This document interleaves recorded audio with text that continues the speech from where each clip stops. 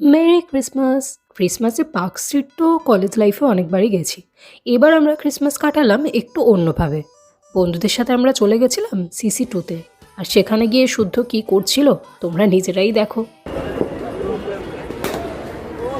সত্যি কথা বলতে ওকে খেলতে দেখে আমারও ব্যাট হাতে নিতে ভীষণ ইচ্ছে করছিল, কারণ ছোটবেলায় প্রচুর খেলাধুলো করেছি। কিন্তু এত ভিড়ে ঠিক সাহস হলো না। ডিসাইড করলাম ফাঁকা দিনে একবার এসে ট্রাই নিশ্চয়ই করব। তারপর আমরা চলে গেলাম কলকাতা বাজারের ভেতর। এইখানের কলকাতা বাজারে কিন্তু স্টক ছিল ভীষণ সুন্দর। আর আজকে অবভিয়াসলি ক্রিসমাসের দিন প্রচণ্ড ভিড়। বেশ কিছুক্ষণ ঘোরাঘুরি করে আড্ডা মেরে আমরা চলে গেলাম সিসি 2 এর পেছন দিকে চায়ের দোকানগুলোতে।